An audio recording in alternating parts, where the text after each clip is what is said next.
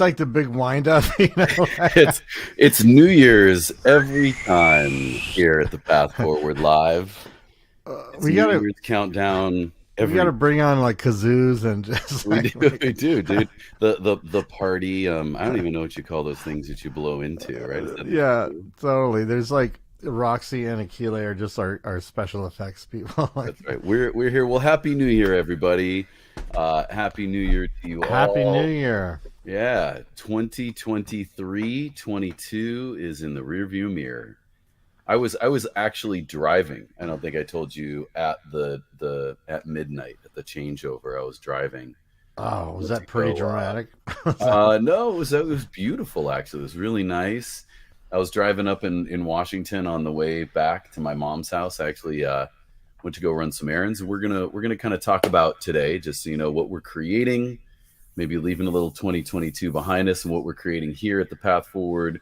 What's going on with each of us, what you can expect, and some options of what we're doing that you can continue to chime in with us when folks are watching this, whenever they check it out. Cool. So Yeah. what are you creating for 2023, my brother? Yeah, I think what we've continued to talk about, to just keep building on what we're doing here on live, is to just continue to be a contribution, man, and to really, I think what that means is really doing some teaching. I'm figuring out and working out here. Again, the episodes, the podcast episodes, are much more produced. They're planned. They're edited. This is to accompany that, where you and I are chopping it up and doing something with more consistency, getting on here and being live regularly, no matter what's going on, as much as we possibly can. We're trading fours, Rubs. Exactly. Trading. Does anybody know what that means if you're not a musician? Like, it's kind of a classic thing, is to be like trading fours, trading threes in jazz, when you see each musician take their turn at playing the same. Oh, what do you say? Chords, I guess. Yeah, playing the same chords roughly. Yeah, Dubs. So what Yeah, what are we creating? what are Yeah. we creating? So I think here in this space, what I'm the most present to is, I told you I want to talk about some things that I'm reading and watching that are contributing to what I'm thinking about, and the main concepts of a path forward, which, again, kind of every episode we've gone and visited pathforward.net, which you have there so nicely. And at the very top, you can just click on concepts if you want to see what those are. But how do we relay those in a way that's interesting, entertaining, and feels like a contribution? Not like, these guys are telling me about something. Dude, I'm having to listen to this. And I'm reading this really cool book by a science fiction author. I read a lot of science fiction, fantasy stuff. That's kind of what I watch a lot of. That's on, TV and film in general, because I like big ideas, right? That's the concepts at a path forward, is all about big ideas. And in this Mm-hmm. book, Parable of the Sower, right, which is part of this Earth Seed series. I'll do a quick share here, but the main character is talking about uh, teaching these big Mm. ideas, right? How do you if you instead of sort of preaching, to be teaching. So, and this difference of preaching instead of teaching. And I think that also involves, like, just telling great stories. um, how do we tell and share some great stories and do some teaching, such that we're a contribution around the ideas that we're wanting to share and express. And they're big and important ideas. So I have some ideas around that. Should we just keep jumping in? Should I just do a little Do presenting it. here? You got the floor, baby. Do it. All right, let's do this. Let's learn about Octavia Butler. That's what I was going to talk about at first, and I had maybe mentioned this, but hopefully we might have my friend. This is at the Seattle Times, an insert that's a magazine on Sunday paper, which is pretty standard in a lot of big newspapers that are left in any American cities that have a newspaper still. And my friend Jonathan Zwickel here by Jonathan Zwickle. Great guy, does a lot of writing about the music industry. Wrote about Octavia Butler, and you might be like, well, who is this? You'll see clearly that this is a Black woman who's a science fiction writer, which there are not many of at all, and hopefully more and more. And her books are being turned into some television shows and feature films. So you're going to probably get to know her name and her work quite a bit better. And I was really interested in Parable of the Sower from the description in this article. I'll drop a link to this. You can throw that in the comments. This is a different book that she had written, Lilith's Brood. So this looks a little bit different than what's published exactly. But she lived the last part of her life, the last couple decades. It was like 15 to 20 years or maybe longer in the Seattle area. So she's passed away. She did. She passed away, I believe, in 2006. Yeah. Yep. And which is sad, right? That an author isn't kind of recognized during their life as like this typical thing. But they'll just start showing in this book, Parable of the Sower, that I'm reading. The main character is Lauren, and Lauren has these Earthseed journals. And this is beautiful. There's kind of these beautiful poetic pieces that, and it's, I should just give a little bit of the setting for this. It's in a near future. It's actually set now in like 2024 to 2026 and 2027. And climate change is ravaging the world in the West Coast. And she starts this migration from Southern California, where you are, up to the Northwest, up to Washington, where Octavia Butler lived, and everything is in this transition and this change.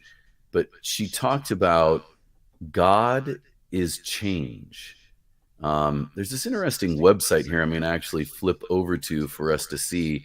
It kind of has this written in a beautiful way. Let's see, is this it? It's the same thing. So maybe I'll go back. It's God is change. All that you touch, you change. All that you change changes you. The only lasting truth is change. You know, we have a saying, a phrase, probably people know, that the only constant in life, the only constant is change. I really like that. It's a lot of how we measure things, or things are measured in physics. When I say we, I mean humanity. And I'm kind of throwing that at you quickly, but you can see that these are big concepts.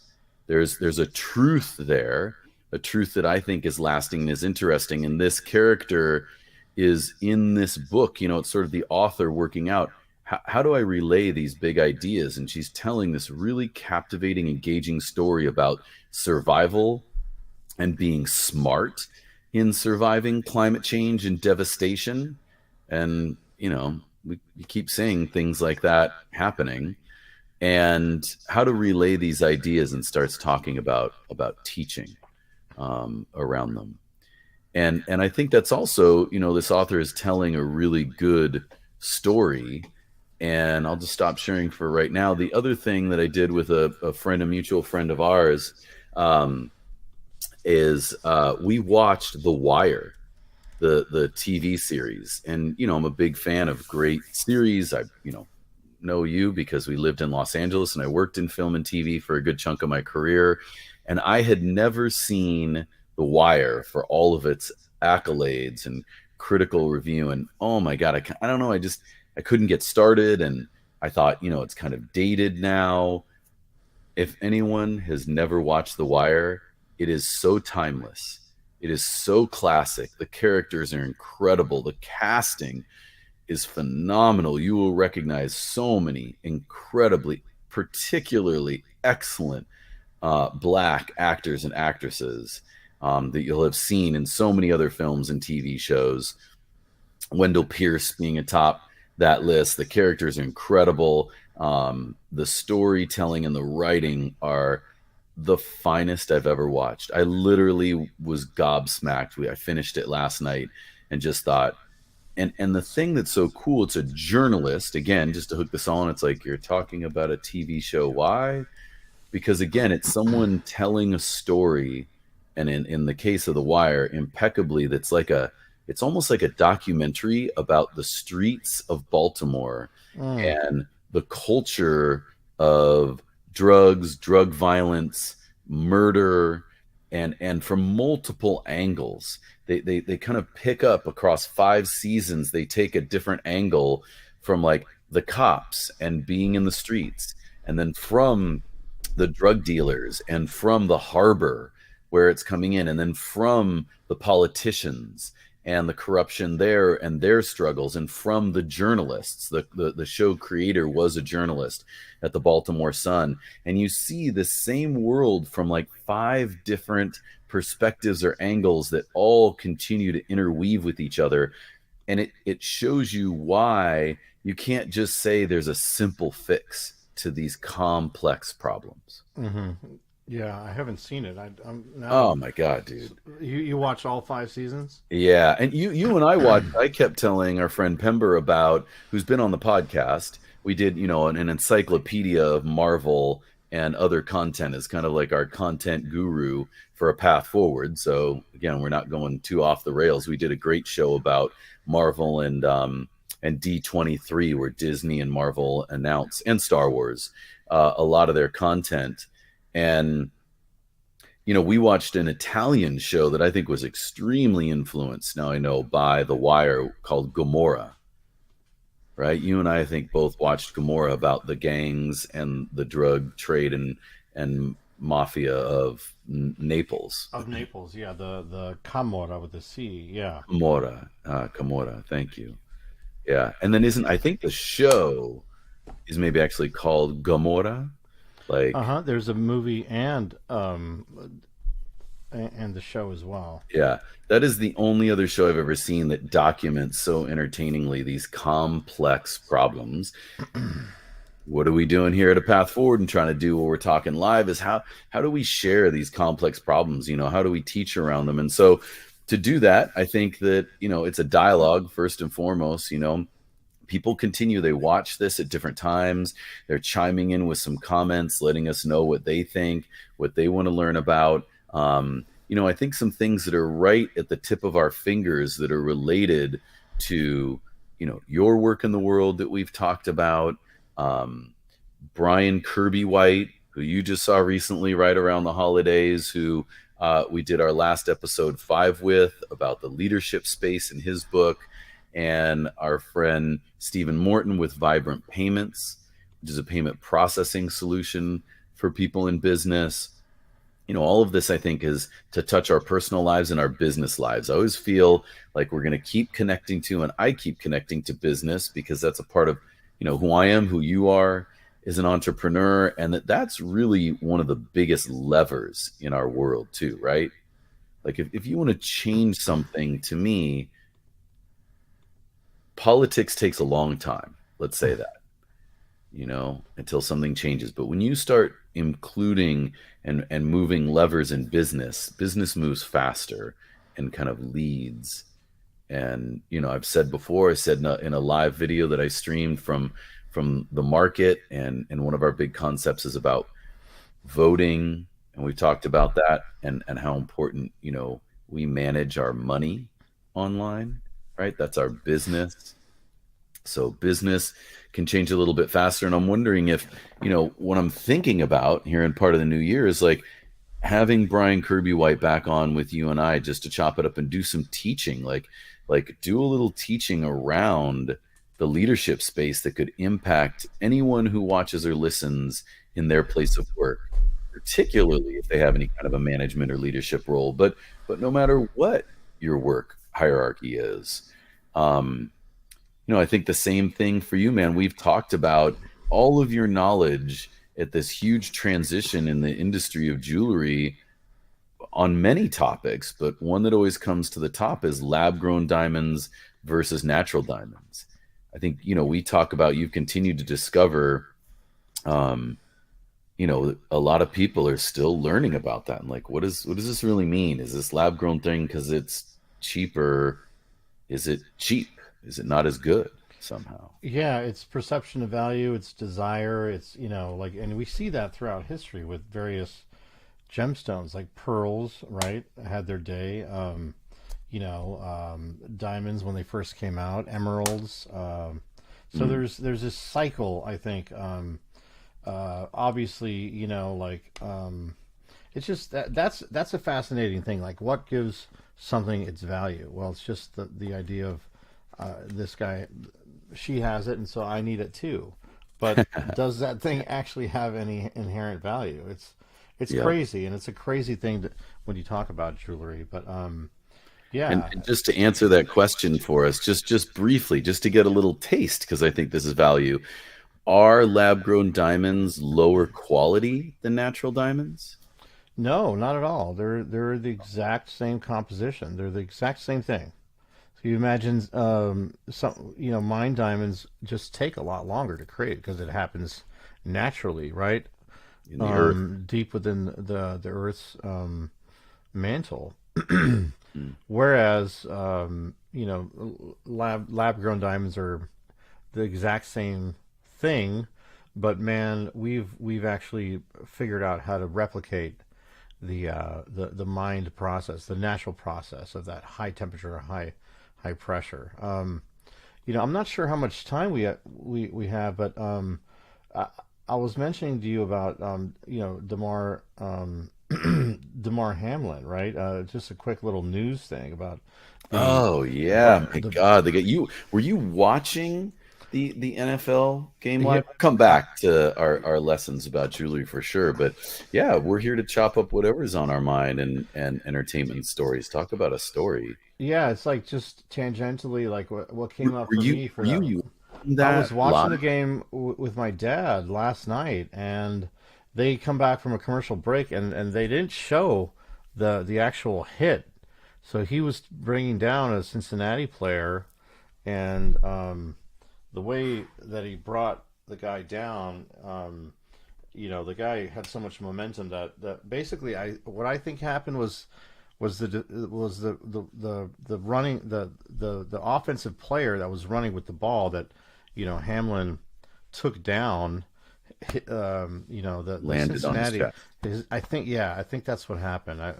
Who knows? But they're saying that the impact that happened actually caused his heart to stop. So he gets up, right, which is the most. I don't think it's ever happened ever in the NFL. He got up, he stood up for a second, and then literally just collapsed on the Oof. ground. Um, and it was weird because it went from like the announcers. What I want to kind of the thread that I want to put in, like the Yeah. seed that I want to plant, maybe come back to it on a different episode, is like the parallel. And I played high school football, and I remember getting dinged quite a bit, and like seeing stars, and having that just just really big impacts, right? But like the thing is that it reminds me of like the gladiators, how like we are. And I love football. I love watching it. I don't really play it Yeah, very so do much I, anymore. I right? We both freaking, do. I mean, it's definitely just a primordial, incredible thing to see these guys just but it's really violent. And so the point is, it's like kind of like the gladiators, like the Roman days of like watching all this violent event happening Mm. in front of you, and it's just crazy.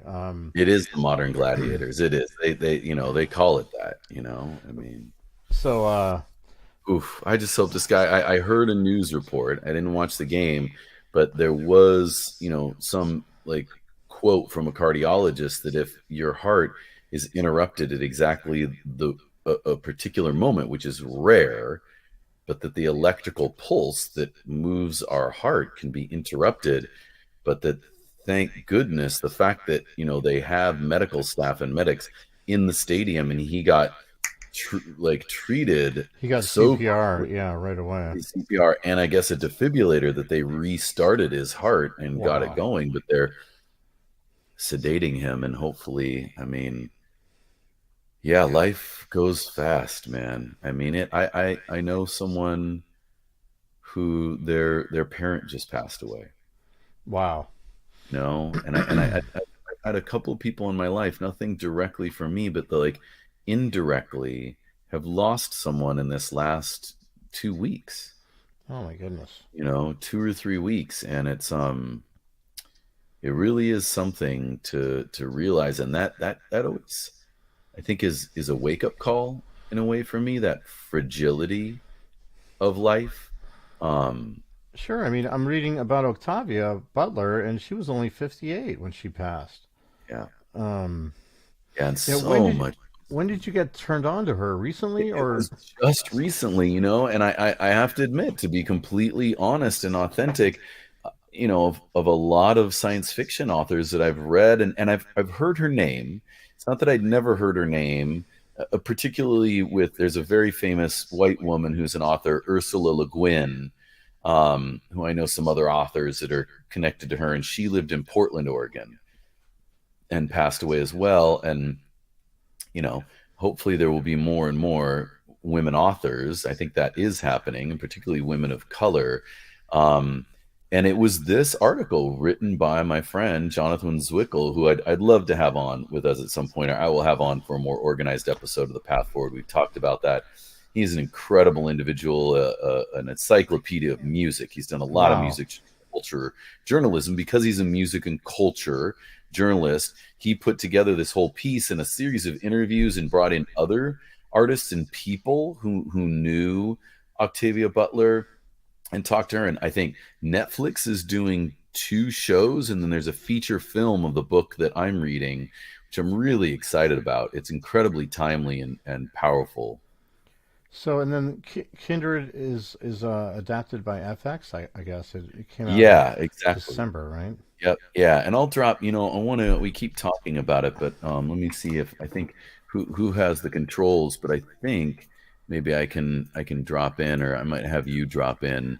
I'll send you the link for this article that Jonathan wrote, because I would like to promote that and him. And It, I thought it was really well done. And it isn't just one person writing it. I really thought it was cool how he invited other people it's really in. piqued my interest because I've never heard of her, and I'd love to check out some of Yeah, these. I'm listening to that book actually. I also, I love to read, but I have to isolate the time to read, and I love audiobooks. I mean, we both know that we listen to Audible and audiobooks a lot because I can do it while I'm doing something else, even when I'm just, taking a shower or driving the car for a long distance, like I was on New Year's.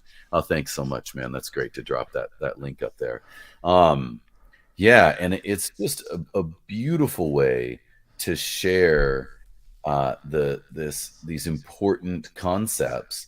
And I think that's, they're talking about this teaching, and the lead character actually is writing these concepts in the book that I'm listening to, Parable of the Sower, is actually a preacher's daughter. And so she is thinking about God and her relationship to God, but Mm, in reality, of she kind of rejects a lot of the mythology and concepts around God that are, at the simplest version, a man somehow, or a human figure sitting right at a throne, or at a higher order, or a singular consciousness, which is really true for me. I mean, honestly, that's a big thing for me, and the concepts of the show, and what I really want to do with a path forward in this new year is, I have an episode that's been pent up in me, waiting, I think, for episode 7 or 8, that are a lot of, the vision that I see that joins all of these concepts,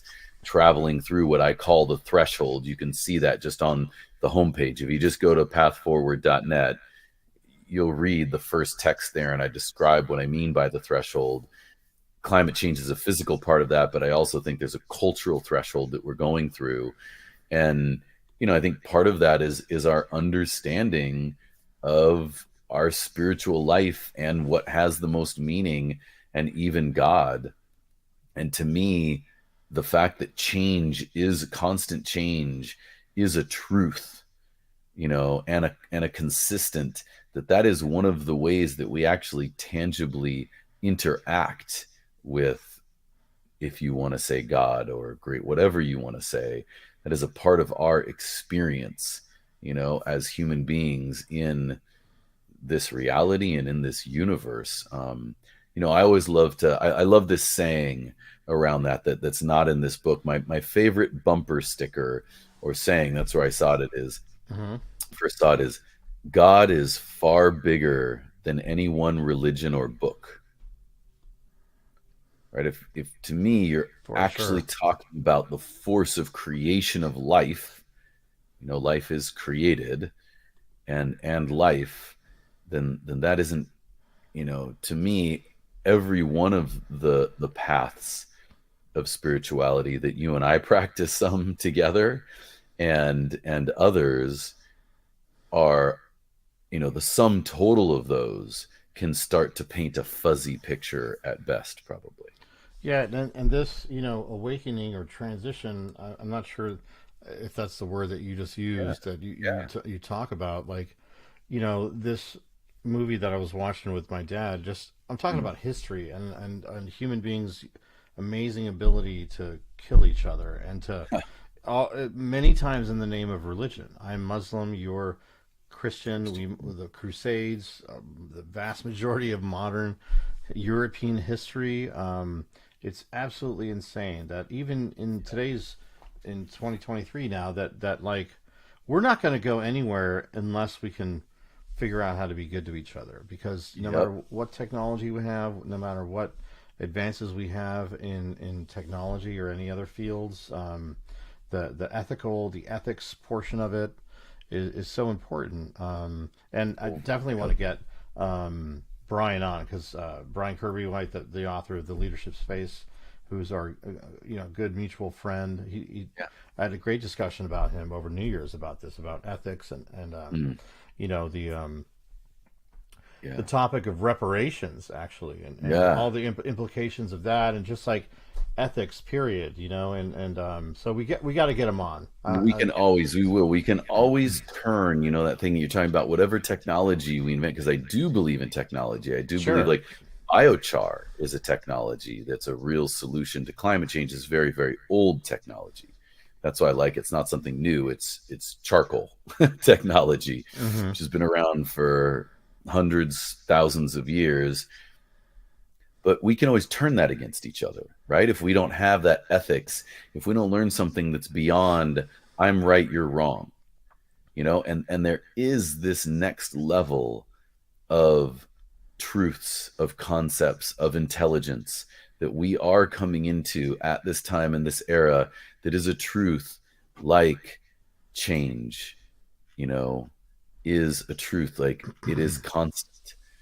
It is really the one true constant, and it's fascinating, you know, to delve into that. That's not just some ooh woo woo woo. Like, time is change. Time is a constant to me. It's really graduating to and being able to digest and talk about and discuss these ideas. That's something different than my philosophy or my religion is right and you're wrong. Yeah, why is it that so much of our actions and politics and geopolitical structure is all about I'm right and you're wrong, and that's why this country is divided. And I was talking about the Mhm. fragility of democracy with my friends Brian and Leslie, and just how my father grew up in communist Yugoslavia and later Yeah. became Montenegro, but he had to flee. And so, how many, like, millions of people have that trauma Mm. because of the different systems of government, um, and how fragile democracy is in our backyard here in the U.S. Because before January 6th, before all these different events occurred, like I kind of had this notion that we're safe here, democracy is safe. This is a really solid, the Constitution, the whole system of government here. But in reality, like, we are just as susceptible to these sort of like radical shifts than any other country on the planet, as history shows us. Hmm. Which is fucking scary, bro. Changing, right? Yeah, right. We thought that, this is, I'm going to drop you another link to this really nice site that has all of this. Book of the Living is what's or Earth Seed, from the Octavia Butler series, that really links in beautifully to a lot of these concepts that I have, and it is all entirely interconnected, man. I mean, what you and Brian are talking about, and these ethics, and leaving this rate of violence behind, and I don't think that's going to happen right away. I mean, that's, silly. Honestly, I think that, COVID showed me that it is very difficult for a lot of us, but not all of us. And it's interesting in sort of culturally, nation by nation is the easy way we divide that up. The simple way, it's obviously more complex than that, but we see different cultural approaches and different nations at this time approaching something like COVID-19 and a pandemic, which to me is a natural event, right? That the way that it spreads, and even the cause of that, is due to climate change and animals and humans and viruses crossing over more consistently. Even if you think that that happened or was propagated in a lab potentially, or isolated, it still was sourced at animals and humans being in closer and closer contact, because there's more and more crowding because of the changes in weather and temperature and moisture. And we are going to face some harder times, because we saw a very good example of how hard it is to all get on the same page. Until things get worse, it doesn't seem like the majority is willing to change their behavior. Yeah, for sure. Until things get worse, Our until it our gets bad enough, the majority aren't willing to change their behavior. our perception, our awareness, Mhm. our consciousness.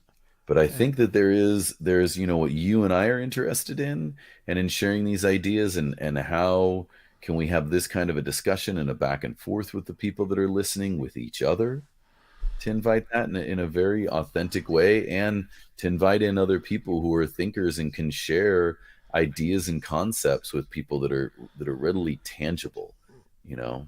bro, this has been like probably the most thought provoking episode, and here I was just like completely lost on what to talk about, and but It's all we got to do is just keep jumping in, my man, here for live. Again, it's I think that the planned and more edited piece is in the episodes of the podcast, but that takes a lot of time and energy for me, frankly, and I'm looking on building up the balance of that. Cadence is another thing in the new year. How can I have that cadence and schedule and really stick to it? But getting on here with you, having this conversation, we can just do this, and yes, it's more casual and less planned, but it is also more of a dialogue.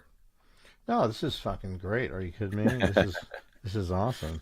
Yeah. Um, Yeah, there's some big things afoot, and I think for me, in all honesty, just to wrap this to this year, what I've really been working on in 2002 and culmination is how can I keep contributing? How can I keep posting? I've talked about that, my mm, challenges around that, and how can I sort of take off the gloves in a way around mm, this, and not have to um, sugarcoat, right? I want to talk about these big important concepts and come straight at them, and mm, say that that's what I'm about, and the path forward is about, yeah.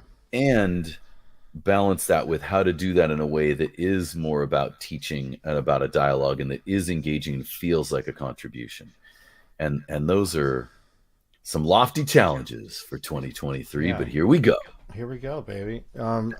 As a last, so the show you're talking about, the I think this guy's a genius. The guy who wrote Gomorrah, and Yes. 000, and a very acclaimed Italian author, Yeah. Roberto Saviano. He's actually had to go into hiding. Yes. Talk about, I'm right and you're wrong. I mean, the Italian government is controlled by the mafia and all these different families, and he had to, he took it all head on, man. He is from Caserta, which is near Naples, but great. Just look him up, guys, if you get the chance. Please. Roberto Saviano, he's just Yeah. absolutely genius. For that show, if you have never, you know if you have watched The Wire, if you're not in that minority of people who, we know kind of in the modern industrialized world who, streaming is a big hobby and a big thing that we do for relaxation. I can't recommend The Wire enough, honestly. It's literally the greatest show of television episodes and intermingling of characters and writing that I've ever seen, period. I It want went to check to it out. number one. It was an incredible exercise.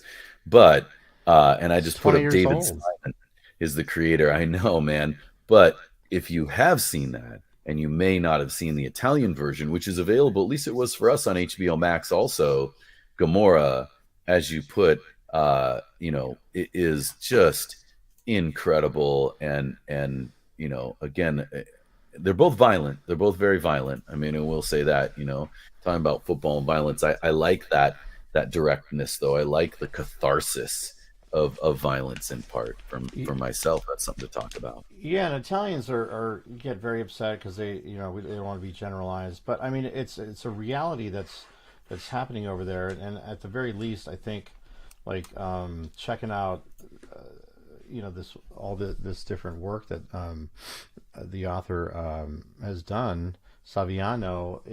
It gives you.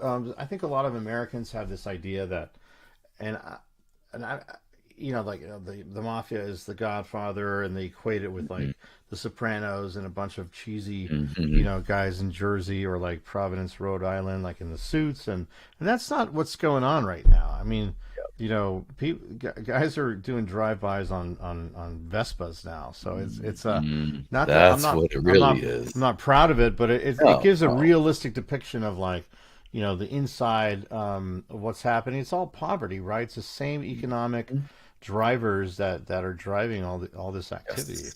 You know, Inequality, man. And you want and solutions around that, not just the news. Our first two concepts, and I really truly believe this: democracy in the workplace and direct democracy for citizens. Meaning, if you voted at your workplace how the profits, wherever you work, if someone's paying you for your time, for your work, for your energy, then there are profits involved because capitalism runs and rules the world in this era. Very few people have a say in how those profits are distributed that are derived from your work. If you are paid by someone, there are profits, and who has a say over those profits? Now, you don't just divide it to everybody. Oh, we want all the profits, and a business collapses, and you don't have a job. You don't have a business to have a vote in. But if you had a vote, and it's not communism, don't get confused. Americans love to get confused. The proletariat, the small group of people who control everything in communist Russia and China, is exactly the same as the board of directors, who's the small group of people who actually control the profits in Europe and the United States or North America. Small groups of people. No, no, no. When workers control, have a vote, just a vote, doesn't mean that everything is taken over. When they have a vote, things change. Worker owned businesses and cooperatives, there's a long history of that. There's a great history of American cooperatives. Look at how your food is delivered to you in the history of American farming cooperatives. And what you're talking about too is just direct democracy. When we learn that we will be voting on this, that we all have in our hand for the most part, and not some intentionally cumbersome experience. Now, maybe voting by mail is the first order of organization around that. Maybe we skip that for some places. But to have direct democracy, we will see a dramatic change through those two avenues. Those are very real practice. These are not fantasies that change inequality. And we're talking about Gomorrah, but look, you want to look at the entire EU. It's 550 million people. The United States is 330 million. So let's look at the larger group across the EU. How many school shootings? How many shootings do they have in the EU? hardly any at all. Very, very few. Very It very few. happens. It doesn't happen. It happens. There's also stabbings because there's left guns, but it is nothing like where there's dramatic inequality. There we go, Dubs. It's all connected. We just got to keep coming back to this, man. We just keep peppering everyone with these little bits, and we'll keep making it more and more digestible for them. So there we go. That is what we are talking about, what we are doing, and we are going to continue to do here on the path forward. Please continue to interact and leave your comments about anything we talked about that you want to hear more of or that you have thoughts about. Amen. Well, thank you for sharing, brother. Happy New Year, and Yeah. we'll see you next week. We'll see you next week. Happy New Year. Thanks for your time. Pasquale, thank you. Thank you. Thanks everyone for listening and participating. Buon anno, auguri, and nothing but positivity this year, my brother. That's it, brother. Let's We create some got great this. stuff. We got this. All right. Ciao. Ciao. All right. Bye bye, guys.